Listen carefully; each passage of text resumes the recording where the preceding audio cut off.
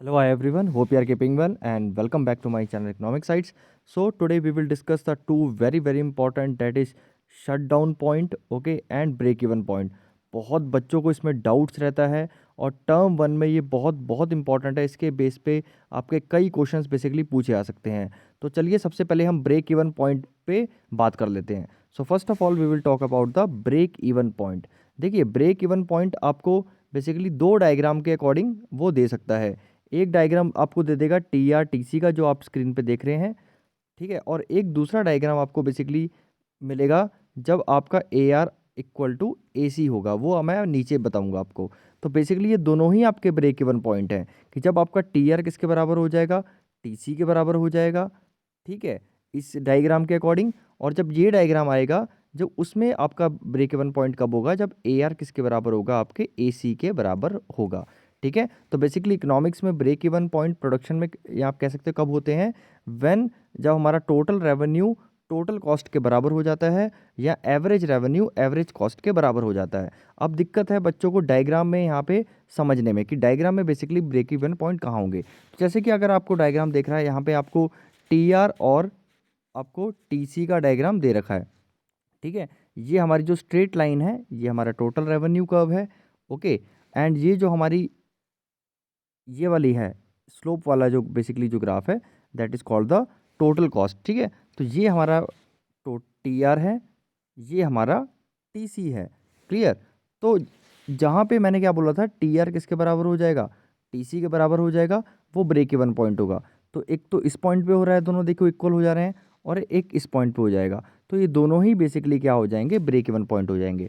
तो अगर आप इस अगर पूछेगा क्वेश्चन पूछेगा एमसीक्यू में कि इसमें आपको कितने बेसिकली ब्रेक इवन पॉइंट देखने को मिल रहे हैं, तो आप बोलेंगे यहाँ पे दो ब्रेक इवन पॉइंट है, के और एम, क्योंकि यहाँ पे दोनों ही आपके टी आर किसके बराबर हो जा रहे हैं, टी सी के बराबर हो जा रहे हैं। मेरी बात समझ में आ गई। और इसमें अगर प्रॉफिट कहेगा, प्रॉफिट कहाँ होगा, तो प्रॉफिट आपका ई एफ होगा, जहाँ पे इन दोनों में बेसिकली जो गैप है वो मैक्सिमम है, ठीक है। जहाँ पे टी आर ज़्यादा होना चाहिए टी सी से, पहली कंडीशन है, और इन दोनों में जो गैप है वो मैक्सिमम होना चाहिए। दूसरी बात है, ये तो बड़ा होना ही चाहिए, रेवेन्यू तो ज़्यादा होना ही चाहिए प्रॉफिट के केस में। दूसरी बात है, अगर इस पर्टिकुलर डायग्राम में पूछेगा प्रॉफिट का इक्विलिब्रियम, मतलब इक्विलिब्रियम कहाँ होगा या मैक्सिमम प्रॉफिट कहाँ होगा, जहाँ पे बेसिकली इन दोनों में गैप सबसे ज़्यादा होगा। तो इन दोनों में गैप, एक तो यहाँ से ये दोनों गैप सबसे ज़्यादा है, तो ये हमारा बेसिकली इक्विलिब्रियम पॉइंट हो जाएगा।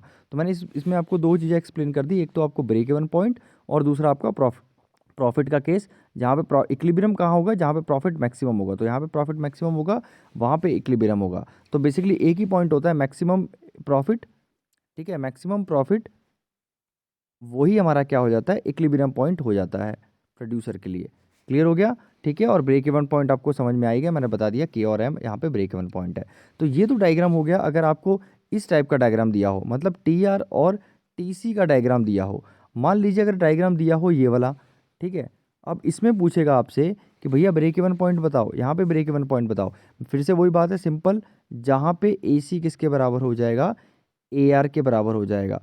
तो ये हमारा रहा ए आर, ठीक है। स्ट्रेट लाइन हमारी क्या है, ए आर, ओके। और दूसरी बात है, ये हमारा क्या है, एवरेज कॉस्ट।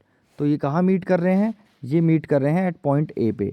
तो पॉइंट ए क्या हो जाएगा, बेसिकली ए आर, जहाँ पे ए सी के बराबर है, ठीक है। यहाँ पे एमसी कर्व से हमें कोई मतलब नहीं है। देखिए एमसी कर्व का अब आपको मैंने बता दिया, एमसी कर्व क्यों यूज़ किया जाता है, ताकि ये आउटपुट जनरेट किया जाए कि इक्विलिब्रियम आउटपुट कहाँ बैठेगा। इसलिए हमें क्या है, एमसी कर्व बेसिकली यहाँ पे यूज़ किया जाता है। तो बेसिकली हमें देखना कहाँ है, सिर्फ जहाँ पे ए आर किसके बराबर है, ए सी के बराबर है। तो मान लीजिए अगर डायग्राम ऐसा भी होता है, ठीक है, अगर डायग्राम ऐसा भी होता है, ये हमारा एक्स एक्सिस है, ये हमारा वाई एक्सिस है, ठीक है, यहाँ हमारा प्राइस है, यहाँ हमारा क्वांटिटी है। मान लीजिए ये this is the your price. आपको पता है परफेक्ट कंपटीशन में प्राइस, एम आर और ए आर तीनों ही सेम होते हैं, तो डोंट गेट कन्फ्यूज, ठीक है। ए आर एम आर, ये P equal to M R equal to A R, तीनों ही इक्वल होते हैं। अब मैंने क्या बोला था, ब्रेक इवन पॉइंट क्या होगा आपका, जहाँ पे ए आर किसके बराबर होगा, एवरेज कॉस्ट के बराबर होगा। तो एक आप एवरेज कॉस्ट का एक कर्व ऐसे बना देंगे, ठीक है। तो ये बेसिकली पॉइंट हो जाएगा, ये पॉइंट हो जाएगा आपका ब्रेक इवन पॉइंट, ठीक है। Because here your average revenue, ये जो एवरेज रेवेन्यू है वो किसके है, एवरेज कॉस्ट के बराबर है, ठीक है। तो this point basically is called the break even point. MC curve बस इसलिए बनाया जाता है ताकि ये पॉइंट को दिखाया जा सके, ताकि जब इसे आप टच कर देंगे ऐसे तो यहाँ से नीचे पॉइंट आपका इक्विलिब्रियम क्वांटिटी बन जाता है। बेसिकली रिक्वायरमेंट क्या है ब्रेक इवन पॉइंट के लिए, जहाँ पे एवरेज रेवेन्यू एवरेज कॉस्ट के बराबर होता है। तो अगर एमसी कर्व मिसिंग भी है तो डोंट गेट कंफ्यूज, हमें सिर्फ अगर ब्रेक इवन पॉइंट दिखाना है हमें ए आर और ए सी की ही ज़रूरत है, मतलब ए आर ए सी और बेसिकली इसकी ही ज़रूरत है। ठीक है, इस केस में तीनों ही इक्वल होते हैं तो डोंट गेट कंफ्यूज। तो आप ये कह सकते हो कि परफेक्ट कंपटीशन के अंडर जो हमारा परफेक्ट जो ब्रेक इवन पॉइंट है, ठीक है, वो हमारा ए सी एम आर के बराबर भी हो सकता है। क्यों? क्योंकि ये ऑब्वियसली बात है तीनों सेम है। ए सी किसके बराबर हो सकता है? पी के बराबर भी हो सकता है। ए सी एवरेज रेवेन्यू के बराबर तो होता ही है, मैंने बोल दिया। ठीक है, तो अंडर परफेक्ट कंपटीशन तीनों ही पॉइंट बेसिकली आपके ब्रेक इवन पॉइंट दिखाएंगे। क्या? A C equal to your M R, okay, A C equal to your M R, या A C equal to your P, या A C equal to A R. Because यहाँ पे P और M R और ए R तीनों ही same है, तो ए सी भले किसी के भी बराबर हो जाए परफेक्ट कंपटीशन के अंडर, वो हमारा ब्रेक इवन पॉइंट कहलाएगा। क्लियर हो गया? और एम सी कर्व क्यों यूज़ किया जाता है? बेसिकली ये पॉइंट दिखाने के लिए, कभी जब ये पॉइंट बेसिकली ए आर को टच करेगा तो उस पॉइंट से नीचे लाइन ड्रॉ कर देंगे तो हमारी इक्विलिब्रियम आउटपुट आ जाता है। तो ये तो हमारे हो गए ब्रेक इवन पॉइंट किसके केस में? Basically T R T R and T C के केस में, ठीक है, और हमारे ए आर एंड ए सी के केस में। दोनों के केस में मैंने बता दिया, इस केस में दोनों इक्वल हो जाएंगे और इस केस में दोनों इक्वल हो जाएंगे। ठीक है, अब आ जाओ शट डाउन पॉइंट पे। ठीक है, ये हमारा अब आ जाते हैं हम शट डाउन पॉइंट पे। So this is basically the shut down point. ठीक है, शट डाउन पॉइंट हमारा सिंपली क्या होता है? जब हमारा एवरेज रेवेन्यू, ठीक है, किसके बराबर हो जाए? एवरेज वेरिएबल कॉस्ट के। ध्यान रखिएगा, एवरेज रेवेन्यू किसके बराबर हो जाएगा? एवरेज वेरिएबल कॉस्ट के। तो यहाँ पे आपको क्या चाहिए? एक एवरेज वेरिएबल कॉस्ट भी चाहिए डायग्राम में। यहाँ तो अब ये हो जाए, ठीक है, क्योंकि सिंस ये ए आर, एम आर और पी तीनों ही सेम होते हैं, P equal to M R equal to A R, तो आप कह सकते हो जहाँ पे एवरेज वेरिएबल कॉस्ट किसी के भी इक्वल हो जाए, P के बराबर या एम आर के बराबर या ए आर के बराबर। ठीक है, परफेक्ट कंपटीशन केस के अंडर ही, क्योंकि और हमारे सिलेबस में परफेक्ट कंपटीशन ही है, तो डोंट गेट कंफ्यूज। तो परफेक्ट कंपटीशन केस में हमारा जो एवरेबल वेरिएबल कॉस्ट है, बेसिकली यहाँ प्राइस के इक्वल हो जाए या ए आर के इक्वल हो जाए या एम आर के इक्वल हो जाए, एक ही बात है, क्योंकि तीनों का ग्राफ क्या है? बेसिकली सेम है। ठीक है, तो वेरी सिंपल, जहाँ पे प्राइस किसके बराबर हो जाएगा? ये आपके एवरेज वेरिएबल कॉस्ट के, या आप कहेंगे एवरेज रेवेन्यू किसके बराबर हो जाएगा? एवरेज वेरिएबल कॉस्ट के, या आप कहेंगे एम आर किसके बराबर हो जाएगा? एवरेज वेरिएबल कॉस्ट के, क्योंकि ये तीनों ही बेसिकली सेम है। ठीक है, तो लेकिन ये हमारा क्या है? एवरेज वेरिएबल कॉस्ट हमारे तीनों के, जब यहाँ पे कह सकते हो ये बेसिकली जब एवरेज वेरिएबल कॉस्ट यहाँ तो इक्वल हो जाए पी के, एवरेज वेरिएबल कॉस्ट यहाँ तो इक्वल हो जाए एवरेज रेवेन्यू के, एवरेज वेरिएबल कॉस्ट यहाँ तो इक्वल हो जाए एम आर के। ठीक है, तो बेसिकली ये तीनों ही सेम है। क्लियर हो गया?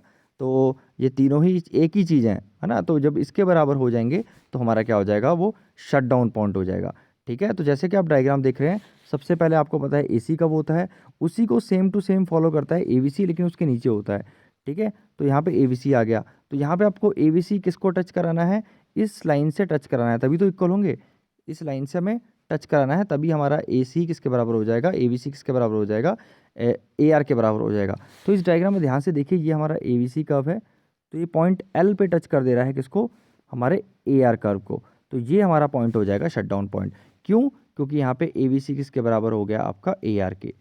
ठीक है, तो अगर क्वेश्चन में आता है कि मान लीजिए पॉइंट क्या है, शट डाउन पॉइंट क्या है? P equal to A V C, ये भी ठीक है, ये भी ठीक है, ये भी ठीक है, और पी और A V C equal to M R, ये भी ठीक है। ठीक है, लेकिन ध्यान रखना क्वेश्चन में अगर होगा अंडर परफेक्ट कॉम्पिटिशन, ये बात ध्यान रखिएगा, अंडर परफेक्ट कॉम्पिटिशन। तो अंडर परफेक्ट कॉम्पिटिशन तीनों ही केसेस हो सकते हैं, तीनों ही आपके बेसिकली शट डाउन पॉइंट होंगे। ठीक है, या वैसे जनरली ये होता है P equal to A B C, लेकिन परफेक्ट कॉम्पिटिशन केस में क्योंकि सिंस ये तीनों ही सेम है तो तीनों हो सकते हैं। ठीक है, तो क्वेश्चन आ सकता है एमसीक्यू के under perfect competition which case shows the shut down point, ये और ऑल ऑफ अबव। तो आप ऑल ऑफ अबव को टिक करेंगे। ठीक है, अगर मान लीजिए ये दोनों मैच नहीं करते, कुछ और दे रखा है यहाँ पे टी सी दे रखा है, यहाँ पे मान लीजिए टी क्यू दे रखा है, कुछ और दे रखा है और ये दे रखा है, तब आप ये ऑप्शन टिक करेंगे। ठीक है। तो बेसिकली आपको ध्यान रखना है शट डाउन पॉइंट होता क्या है, जहाँ पे प्राइस किसके बराबर हो जाए, एवरेज वेरिएबल कॉस्ट के। ठीक है, तो अब मेरी बात समझ में आ गई होगी, ये आपकी शट डाउन पॉइंट है, ऊपर दो ब्रेक इवन पॉइंट मैंने आपको क्लियर कर दिए हैं। So thank you so much, God bless you.